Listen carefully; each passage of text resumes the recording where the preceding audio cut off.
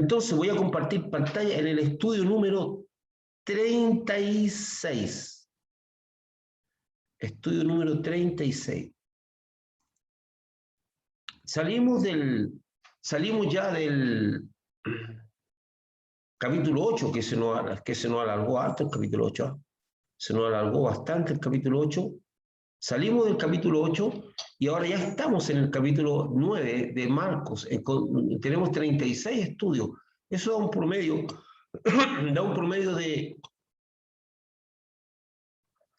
3 estudios por capítulo, más o menos, 3 estudios por capítulo. Entonces, con el Ministerio de Bethesda, ¿no?, de NUSA y el Ministerio de Bethesda de Viña del Mar. Como digo, una vez más agradezco a todas las personas que han estado bendiciendo el ministerio.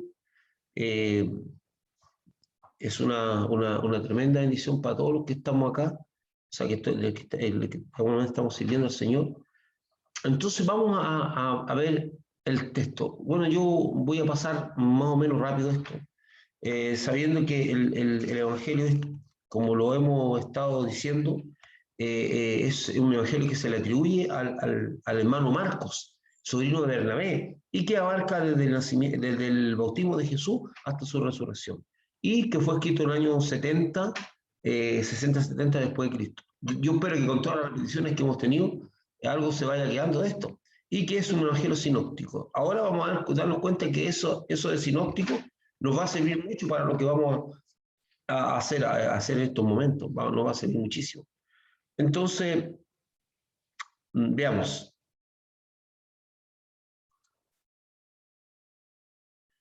Leamos, por favor, este texto. Partimos con el Evangelio de Marcos en el capítulo 9 ahora. Vamos a leer del 1 al 13. También les dijo, esto que vamos a leer está concatenado con el texto anterior. ¿Se acuerdan cómo terminó el texto anterior? ¿Cómo terminó el estudio anterior? Dice que si alguno de nosotros se llegase a avergonzar del Señor Jesucristo, Él se avergonzará de nosotros cuando venga. Ahí terminamos. ¿Se recuerda un poco de eso? Y habla de la venida de Él, y dice que aquel que se avergüence de Él cuando en esta tierra, Él se avergonzará o de sus palabras, ¿verdad? Que lo explicamos. Pasa mucha gente que le da temor frente al constante asedio que tienen los creyentes con respecto a lo que piensan, a lo que creen, a su fe. Hay gente que los ridiculiza, hay gente que se ríe, hay personas que, sobre todo en estos tiempos, donde el feminismo y el activismo de género, el racismo o cualquier manifestación que entre filosófica y política, nosotros los creyentes que tenemos ciertos principios quedamos puestos como personas ridículas, por personas anacrónicas, e incluso como enemigos. Para este jueves lo invito porque vamos a tener un estudio muy interesante sobre esos elementos. Este estudio voy a ver, el jueves va a estar viendo la ideología de género y lo que es el feminismo, y cómo se está introduciendo esa ideología y los pensamientos contrarios a Dios abiertamente. Tengo unos videos que mostrarles y tengo mucho material, sobre todo de las filósofas que sustentan el feminismo actualmente. Vamos a ver varias cosas de eso, cómo nació todas esas corrientes, para que usted sepa, y qué las sostiene.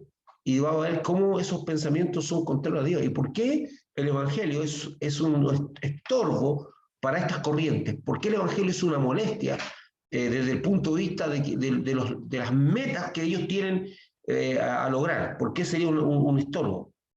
Leamos entonces.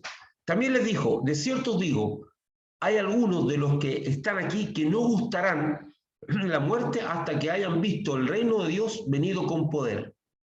6 días después, Jesús tomó a Pedro, a Jacobo y a Juan y los llevó aparte, solos, a un monte alto, y se transfiguró delante de ellos.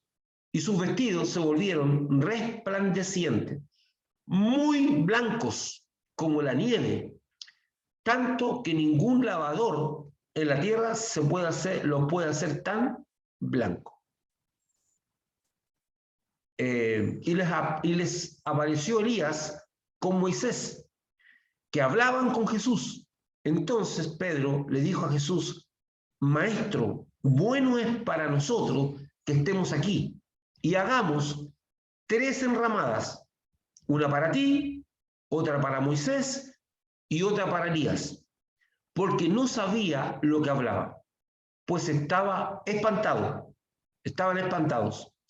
Entonces vino una nube que les hizo sombra, y desde la nube una voz que decía: Este es mi Hijo amado, a él oíd. Y luego, cuando miraron, no vieron más a nadie consigo, sino a Jesús solo. Y descendiendo ellos del monte, les mandó que a nadie dijesen lo que habían visto, sino cuando el Hijo del Hombre hubiese resucitado de los muertos. Y guardaron la palabra entre sí, discutiendo qué sería aquello de resucitar de los muertos. Y le preguntaron diciendo: ¿por qué dicen los escribas que es necesario que Elías venga primero? Respondiendo él, le dijo: Elías a la verdad vendrá primero y restaurará todas las cosas. Y como está escrito del Hijo del Hombre, que padezca y aún sea tenido en nada. Pero os digo que Elías ya vino e le hicieron todo lo que quisieron, como está escrito de él. Esos son el texto, el trozo que vamos a ver hoy día, partiendo por el versículo 1, que es uno de los versículos difíciles de comprender y polémicos. Terminado Jesucristo de explicar el costo de seguirle, le dice a los oyentes una afirmación que ha traído mucha confusión a los creyentes. Porque algunos entienden que la afirmación de la venida del reino con poder se refiere a la segunda venida solamente. Cuando la Biblia dice el reino de Dios vendrá con poder, todos dicen, bueno, eso se refiere a la segunda venida. La gente piensa que todo contexto está relacionado con la segunda venida de Cristo. Solamente. Y a la verdad, en algunos momentos se refiere al establecimiento físico del reino con Jesucristo tomando el control de todo lo existente y gobernando directa y presencialmente todo lo creado, el nuevo cielo y la nueva tierra. Hermanos, la mayoría de las personas piensan que el reino de los cielos, el establecimiento del reino de los cielos, está relacionado con Jesucristo llegando a la tierra en las nubes, con una corona, con ángeles, juntando a todos sus escogidos desde los rincones de la tierra, y él con una corona sentado en un trono gobernando.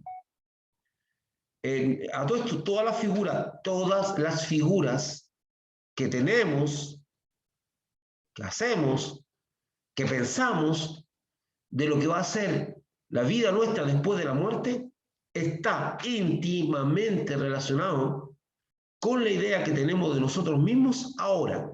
Usted ni yo sabemos qué nuevo cuerpo se nos va a dar. No tenemos idea si el cuerpo nuevo que se nos va a dar va a tener 5 dedos, si va a tener una cara como la esta, si va a tener oídos como los que tenemos.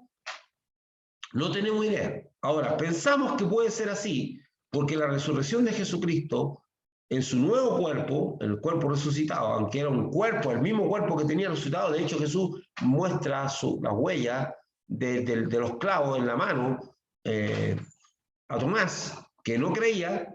Entonces no tenemos idea qué va a pasar con nosotros. Usted ni yo sabemos, suponemos cosas.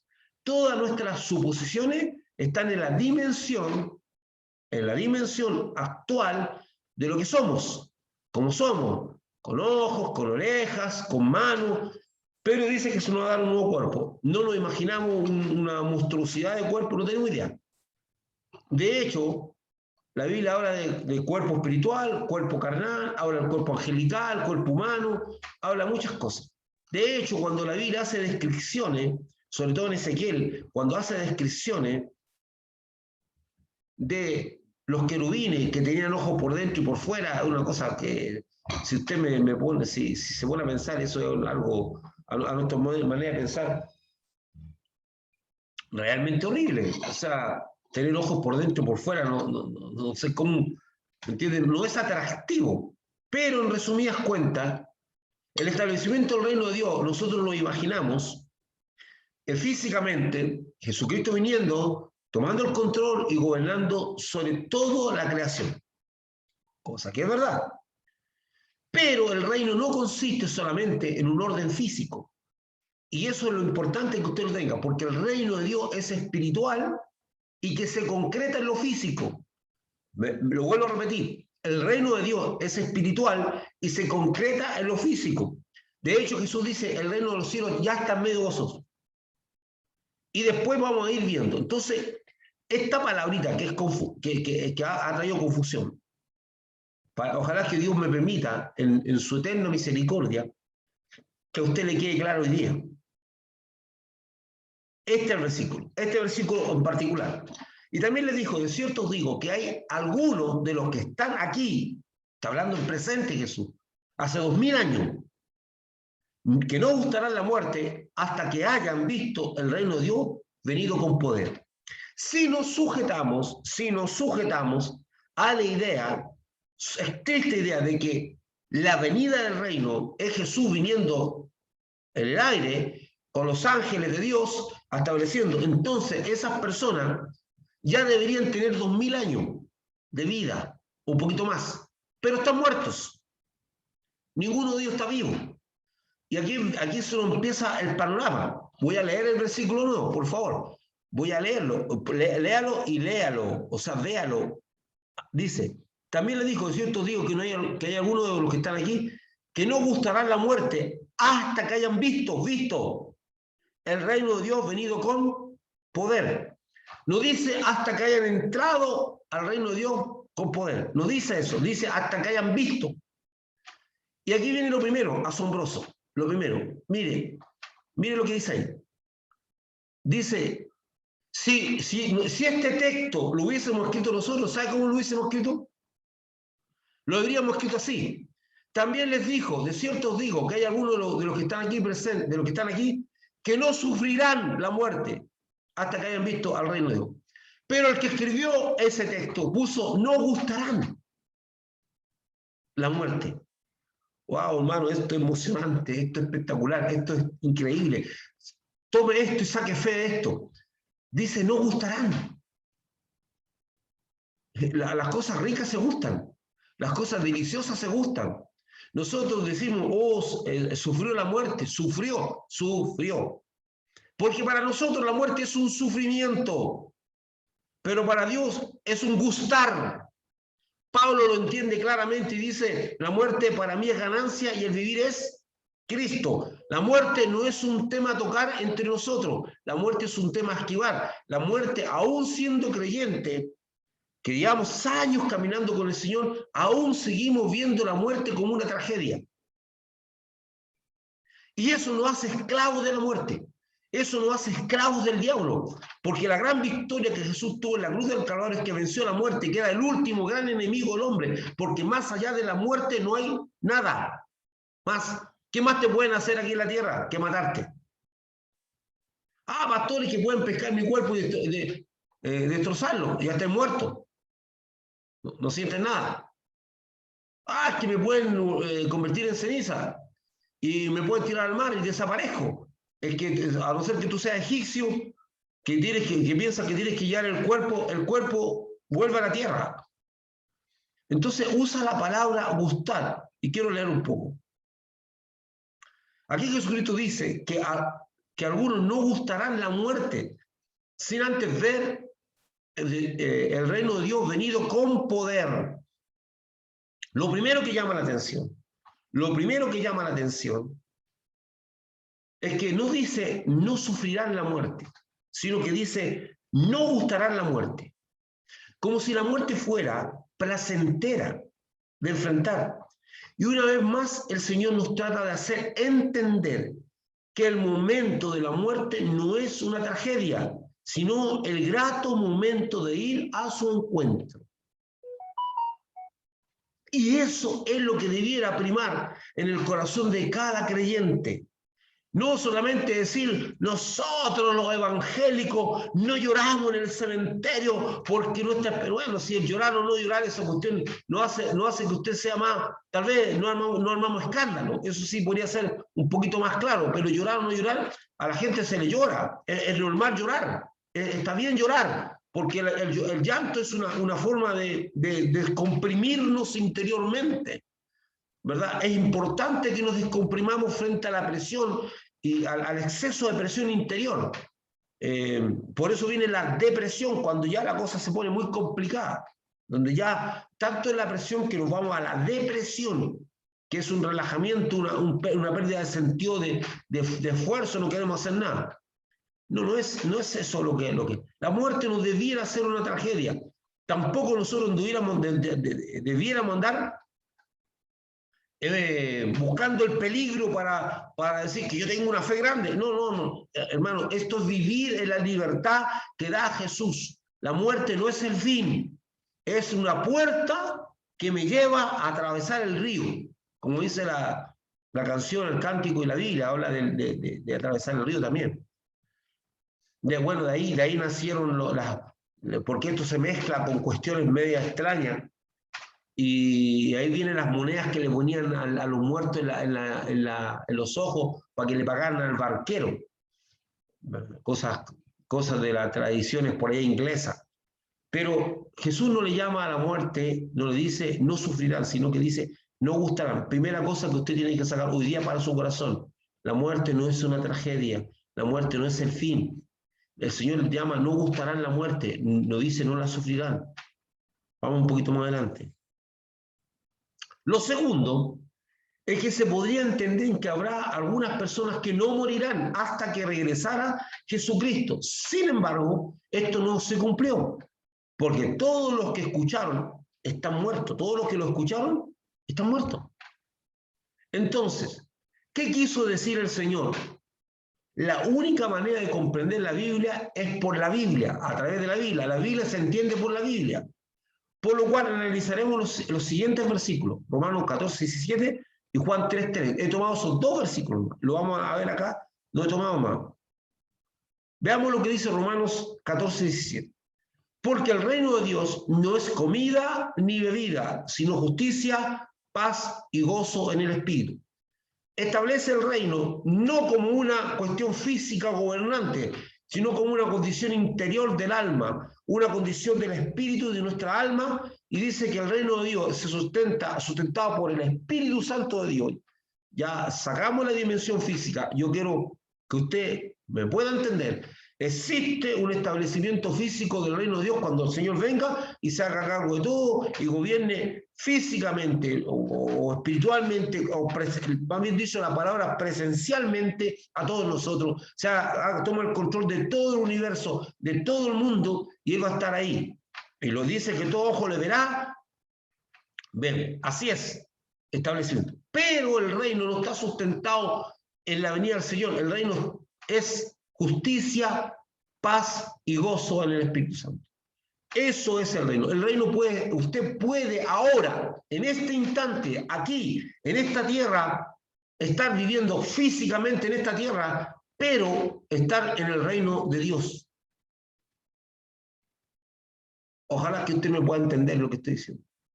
Por eso en el diálogo que tiene Jesús con Nicodemo, se para y dice: si tú no naces de nuevo, no puedes ver el reino de Dios. Si no naces del agua al Espíritu, no puedes entrar. Hay muchos creyentes que solamente ven el reino y no más, y nunca han entrado. La paz, el gozo y la justicia en el Espíritu Santo no están en ellos.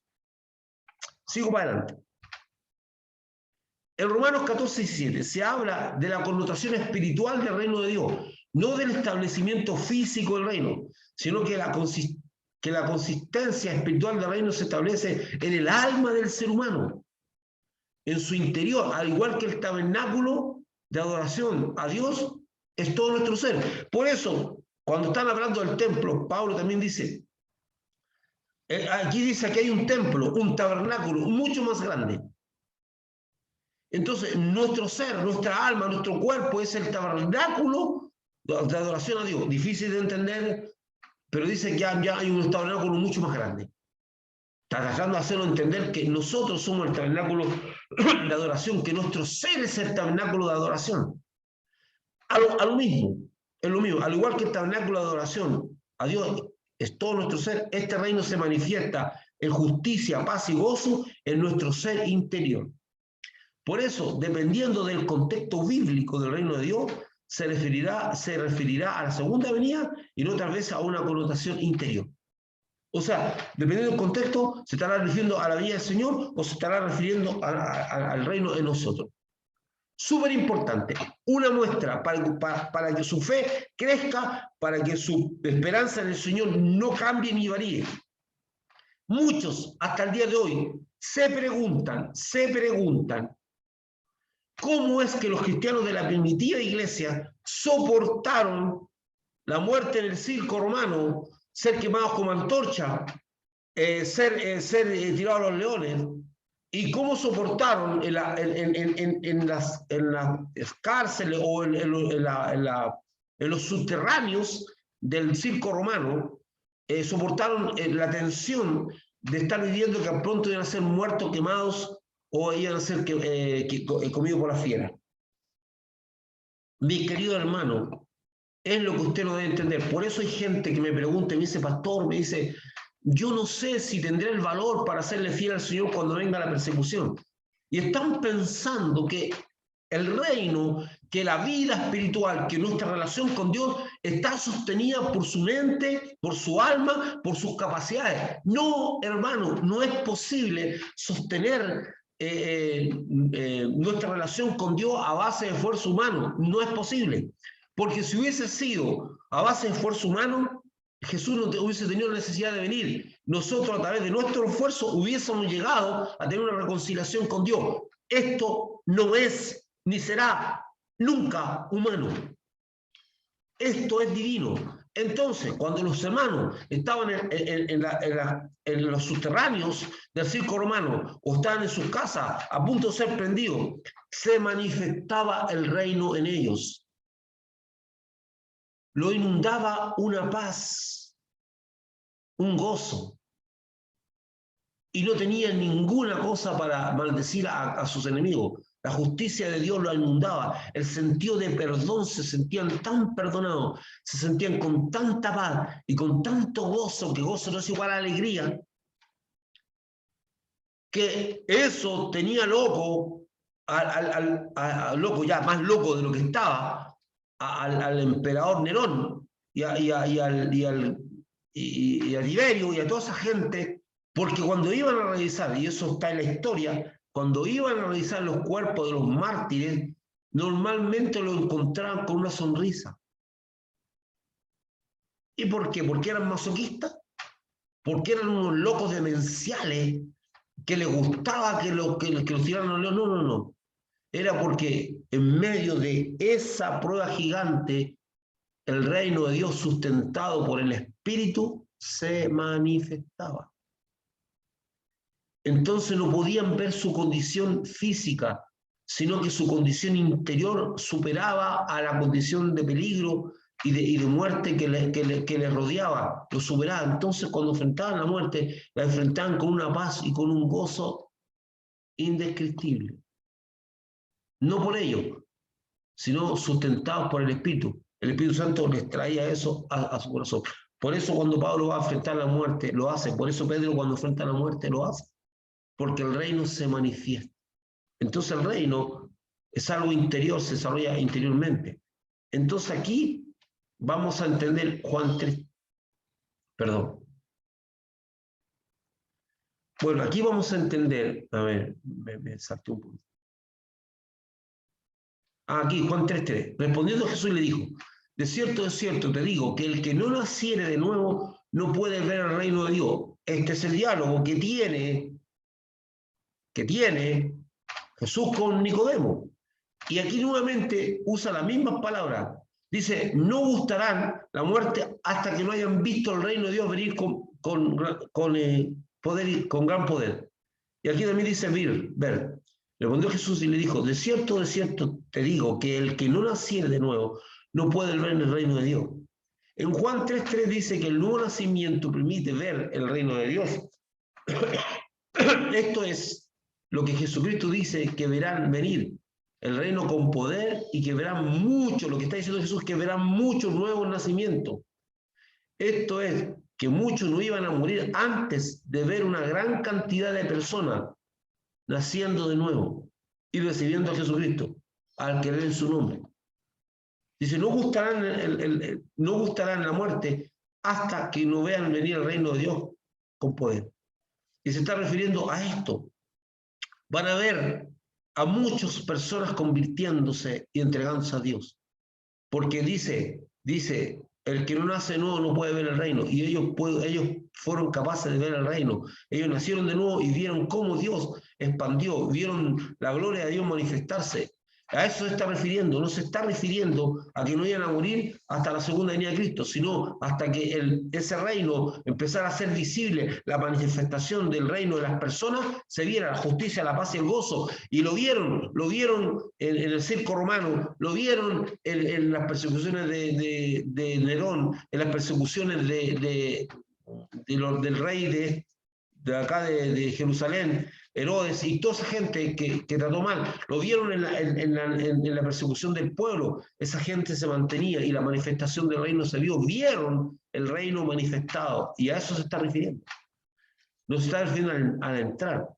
Entonces espero que ese texto haya quedado claro. Cuando dice no gustará la muerte hasta que no vean el reino de Dios lo vieron manifestarse en la gente que se convirtió a montones, porque dice el que no nace nuevo no puede ver el reino. Bueno, vamos sigamos. Yo quería aclarar ese punto. Me tomé un poquito más de tiempo en esa área, porque además quiero resaltar para que usted se quede en su corazón un punto de crecimiento para usted, para su vida. Señor no usa y nunca va a usar. No sufrirán la muerte. Dijo, no gustarán. No olvide eso. Nunca lo olvide. Dice, 6 días después Jesús tomó a Pedro y a Jacobo y a Juan y los llevó aparte, solos a un monte alto, y se transfiguró delante de ellos. Y sus vestidos se volvieron resplandecientes, muy blancos, como la nieve, tanto que ningún lavador de la tierra los puede hacer tan blancos. Aquí se nos habla que de acuerdo al plan de Dios, Jesucristo toma a 3 de sus discípulos y los lleva al monte alto para ser testigos. Marcos dice que 8 días después de la enseñanza sobre el costo de seguirlo, aquí hay una diferencia. Si usted se va a Lucas dice 8 días después, Marcos dice 6 días después. La forma diferente de recordar las cosas es lo que le da consistencia a la Biblia. Sí, porque las personas son personas, y la forma diferente que tienen no es que hayan contradicciones, ya se explicó eso claramente, eso es lo que se espera, formas diferentes. El significado de transfigurar es cambiar la forma o el aspecto de alguien o de algo. Jesucristo cambió su aspecto. En Mateo 17:2 es muy explícito. Resplandeció su rostro como el sol, y sus vestidos se hicieron blancos como la luz. Wow, es fuerte eso. Dice que su rostro resplandeció como el sol. O sea, era muy fuerte lo que veían. Y dice, la otra dice, blancos como la nieve. El autor de Marcos trata de explicar que era tan blanco y era tan intenso el color, el blanco, y era tan resplandeciente, que dice que ningún lavador en la tierra los podía dejar así. Es que realmente era un blanco común, pero aquí dice que eran blancos como la luz. El sentido de la vista, estos ojos, es uno de los sentidos que más se asocia a lo que las personas entienden por gloria de Dios. Quiero hacer un alcance. La mayoría de las personas dicen que esa manifestación era la manifestación de la gloria de Dios. Y la gente habla de la Shekinah y toman ese texto para hablar de la gloria de Dios. Sin embargo, en los 3 pasajes, tanto Lucas, tanto Marcos y tanto Mateo, nunca usa la palabra gloria para referirse a la manifestación. Nosotros, las cosas que brillen y la manifestación de la de la presencia de Dios, o Dios, o la manifestación del Espíritu, nosotros le llamamos la gloria de Dios. No estoy diciendo que eso esté mal, solamente quiero que veamos un aspecto. En este relato, ninguno de los evangelios se refiere a la transfiguración como gloria de Dios. El resplandor captado por nuestros ojos puede ser una parte de la gloria de Dios, pero la gloria de Dios es mucho más que eso. Nosotros decimos, estábamos en la presencia de la gloria de Dios. Dios mío, nosotros estamos con un serio problema. ¿Por qué? Porque somos ciegos. Porque la Biblia dice que toda la tierra está llena de la gloria de Dios y solamente usted la puede ver en un vestido blanco o en una manifestación espiritual o en algo. Y sin embargo, toda la tierra que está llena de la gloria de Dios no podemos ver nada. Algo anda mal. Anda mal. Entonces, hay manifestaciones espirituales. Ahora, si en ese instante hay una persona ciega y no ve el resplandor blanco y no ve la luz, entonces no pudo gozar de la gloria de Dios. Por eso quiero decir, eso es una parte de la manifestación de la gloria de Dios. Y ahí vamos a ver. Dice, el resplandor captado por nuestros ojos puede ser una parte de la gloria de Dios, pero la gloria de Dios es mucho más que eso. Es la presencia manifiesta de Dios. La gloria de Dios la puedo captar cuando Dios decide manifestar su presencia. Isaías 6:3 dice que toda la tierra está llena de su gloria. ¿Usted la puede ver? ¿Yo la puedo ver? ¿No detenemos a ver la gloria de Dios? Entendemos que en cada elemento de la creación está la gloria de Dios, en la perfección. Aún la gloria de Dios está en los elementos creados por el hombre. Está en un artefacto como un avión gigantesco, está en la naturaleza. Cuando usted se sienta a ver un programa de la National Geographic y ve a los animalitos actuando, usted dice, wow, qué impresionante. O en las flores, o en los árboles, o en la creación. En toda la creación está la gloria de Dios. Dice, la ceguera espiritual muchas veces nos impide ver su gloria. Entonces, no vamos a reducir la gloria de Dios solamente a una manifestación espiritual. Entonces hace unos años atrás estábamos haciendo unos temas, yo me tocó a mí hacer unos temas junto con Ronald en el Hotel El Castillo. Y hablamos de la gloria que transforma. Y en una de esas me tocó, yo hablé sobre Moisés y las veces que estuvo en el monte Sinaí. Y cada vez que él hablaba, esto es impresionante porque la gente cree que Moisés subió una vez al monte y estuvo con Dios y bajó. No. Cada vez que Moisés hablaba con Dios, subía al monte y bajaba a darle respuesta al pueblo. Y subía con lo del... Se supone que yo conté entre 4 o 5 veces, fuera de la vez que subió para recibir los 10 mandamientos. Pero unas 4 o 5 veces. Estuvo en la presencia de Dios. Dios con su dedo, es que la primera vez escribió en una tabla los mandamientos. Estuvo al menos 5 veces en el monte Sinaí, en una presencia fortísima de Dios. Y la petición de Moisés parece casi inentendible. Porque Moisés le dice a Dios, cuando va a pasar, le dice, muéstrame tu gloria. Oye, Moisés, 5 veces allá arriba. Y tú le estás diciendo a Dios que le muestre tu gloria. ¿Y qué estabas haciendo arriba? ¿Y qué es lo que había arriba?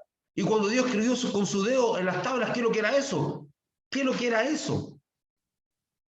Wow, es difícil de entender, porque si Moisés está 5 veces ahí, supuestamente con una presencia del Espíritu, con los relámpagos, con los truenos, manifestando la gloria de Dios, que el pueblo se aterra, que el pueblo le da un pánico y no se quiere ni siquiera acercar a la base de la montaña, porque la presencia de Dios se ve intensa, Y Moisés le viene y le dice a Dios, muéstrame tu gloria y me basta. Y entonces, ¿qué estaba viendo Moisés allá arriba?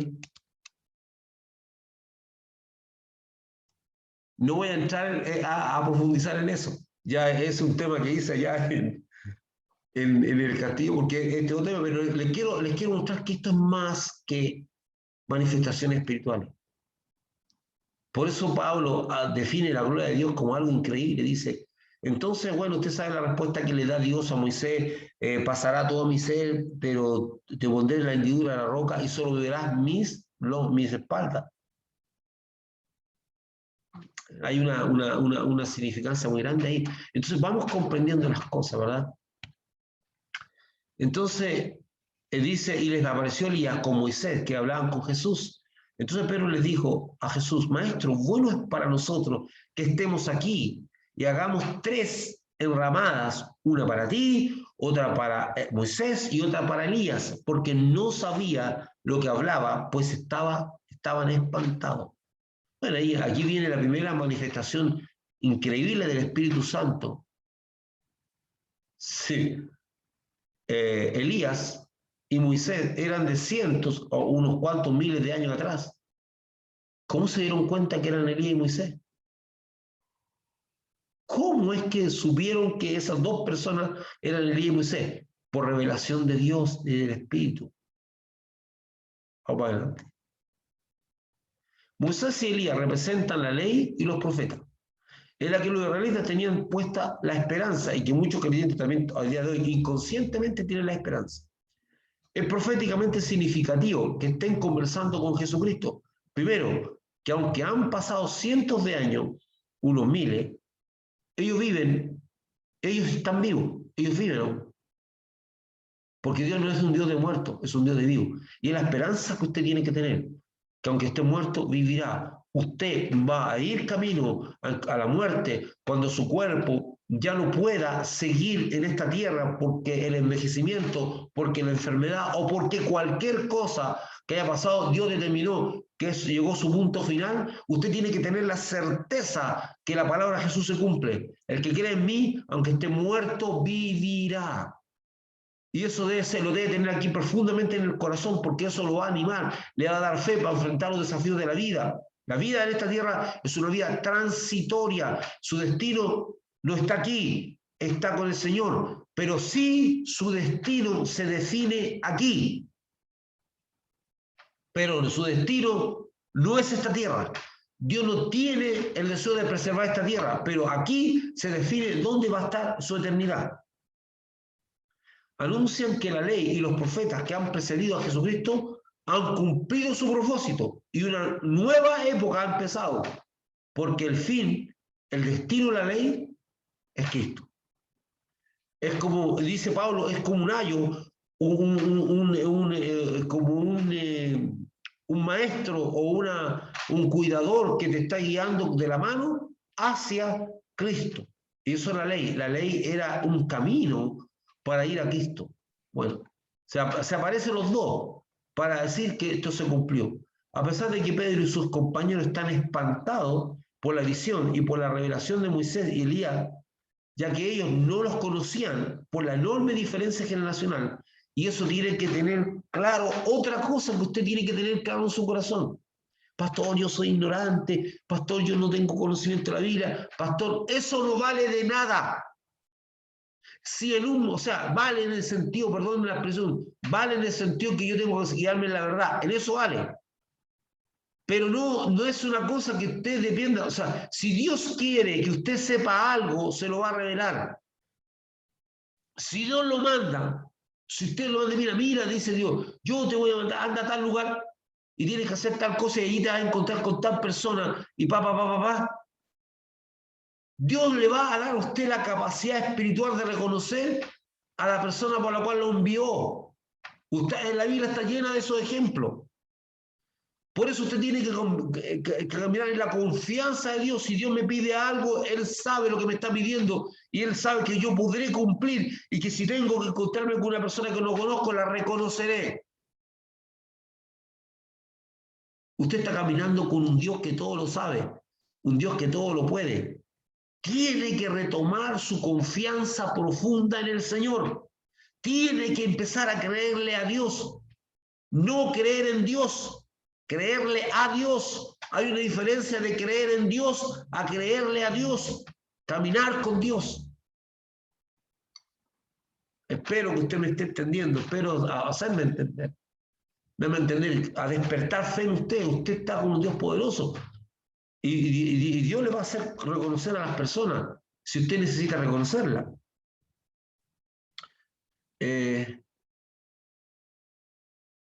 Dice, a pesar de que Pedro y sus compañeros están espantados por la visión y por la revelación de Moisés y Elías, ya que ellos no los conocían, por la enorme diferencia generacional, eran miles de años de diferencia.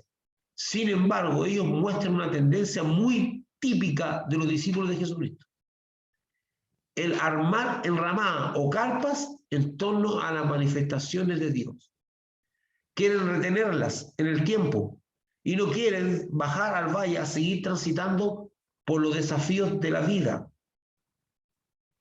La gente, cuando una iglesia o un lugar está en avivamiento, la gente acude a ese lugar, va al lugar y empiezan a haber manifestaciones del Espíritu Santo y la gente quiere vivir en torno a esas manifestaciones, quiere que esas manifestaciones nunca se acaben, quiere que esa presencia de Dios nunca se termine y quieren armar carpa y quieren mantenerla y si es posible estar lunes, martes, miércoles, jueves, viernes, sábado, domingo en el lugar van a estar porque es el momento de la presencia y ojalá nunca se termine, pero no, hermanos. Dios nos lleva al monte a darnos un aire, nos lleva al monte a fortalecernos, a fortalecer nuestra fe, pero no para quedarnos y hacer carpas. Nosotros no estamos destinados a acampar en torno a esas manifestaciones. Es para que Dios nos dé la fuerza, el toque del dedo del ángel, el toque de Dios, para seguir camino. A Elías no se le dijo, Elías, el ángel vino y le dijo, come Elías porque largo camino te queda. No le dijo, Elías, come y descansa, aquí va a estar tu premio por todo lo que te has esforzado. No le dijo eso. Y lo volvía a despertar, le volvía a dar un nuevo toque a Elías, le volvía a dar comida, le volvía a dar agua y dice, descansa, come, porque largo camino te queda, largo camino. No se quedó ahí con los toques del ángel, ni con la comida del ángel. Ya una vez que estuvo preparado, ya Elías se acabó el recreo, hay que caminar al monte Sinaí, al monte Oreb. Nosotros tenemos la tendencia a quedarnos en el lugar donde nos sentimos, hoy estaba tan rica la presencia de Dios, sí, hermano, gocémosla el tiempo que Dios, pero no podemos nosotros mantener, porque eso hay que bajar al valle y seguir. Y ellos están pensando en armar una enramada, están pensando en armar carpita, están pensando en acampar, y no es lo que Dios quería. Era, fortalécete, sé testigo de Dios, llénate y parte al valle. Marcos 9, 7 al 10. Entonces vino una nube que les hizo sombra y desde la nube una voz que decía, este es mi hijo amado, y a él oí. Y luego cuando miraron no vieron más a nadie consigo, sino a Jesús solo. Y descendiendo ellos del monte, les mandó que a nadie le dijese lo que habían visto, sino cuando el Hijo del Hombre hubiese resucitado de los muertos, guardaron la palabra entre sí, discutiendo qué sería aquello de resucitar de los muertos. Dios confirma una vez más a los discípulos con una voz que viene de una nube, que los envuelve, que Jesucristo es su Hijo y le ordena oírle. Pero les confirma, este es mi Hijo, o sea, les confirma que es su Hijo y además les ordena oírlo. No les pide, no les sugiere que lo oigan, no, dice a él oír. El Señor, una vez más, les ordena guardar en reserva el testimonio de la transfiguración y a la voz que oyeron, porque deben administrar para un tiempo preciso el que podrán dar a conocer esta experiencia, la cual es una gran lección. Escuche esto, hermano. Hay un texto de la Biblia que muchos hermanos usan para ministrar la ofrenda. Y dice, porque somos administradores de los misterios de Dios, y es preciso que el administrador sea hallado fiel. Entonces pescan esa dice, administrador de la... Entonces, ellos usan ese texto como si estuviera hablando de dinero. Hermano, no está hablando de dinero. Dice, somos administradores de los misterios de Dios. Y es preciso que el administrador sea hallado fiel. Y esa es una cosa que usted tiene que entender. Algunas veces Dios va a hacer un depósito de revelación en usted, no para que usted se ahogue. Y tiene que salir como corriendo a decirle, no, usted es administrador, usted va a recibir el depósito de una revelación o un mensaje profético en su vida para ser entregado a las personas y Dios le dirá cuándo y dónde. Una cosa tiene que entender, que Dios lo use, no lo convierte en el jefe de las cosas de Dios, no lo convierte en aquella persona que tiene que determinar los tiempos. En lo personal, como testimonio, muchas veces yo he tenido sueños proféticos tan claros, tan evidentes, con detalles tal, y algunas veces ha pasado 1 o 2 años en que recién he podido dar a conocer lo que recibí. Más aún, algunas veces paso tiempo porque mis sueños, las cosas que de Dios, algunas veces están contaminadas con mi ser, con mi deseo, con lo que es mío, con lo que a mí me gustaría, con lo que yo añoro de Dios. Entonces, a través de la Biblia tengo que filtrar mis deseos y dejar lo que es de Dios. Y algunas veces un mensaje que parece tan grande es una cosa pequeña pero contundente. ¿Me entienden lo que le estoy diciendo? ¿O me voy a entender? Uno tiene que ser administrador. Algunas veces esas cosas que recibimos de Dios nos ahogan. Es tan grande que queremos compartirlas con todo el mundo. Usted tiene que meterse al cuarto, orar y decirle a Dios, Dios, ¿en qué momento pasa esto? ¿Y cómo lo digo? ¿Cómo lo hago? Porque así lo hacían los profetas. El Dios le decía y le marcaba el tiempo de manifestar lo que tienen que hacer. Entonces somos administradores. Entonces cuando Jesús le está diciendo, no le digan a nadie, sino hasta que yo resucite, le está diciendo, administren este misterio, administren esta revelación, administren lo que han visto, manténganlo, madúrenlo, y después cuando yo resucite, ustedes recién lo van a poder decir. Y él es una constante en Jesús. Dice, no se ahoguen, no anden hablando fuera de tiempo, tienen que ser maduros.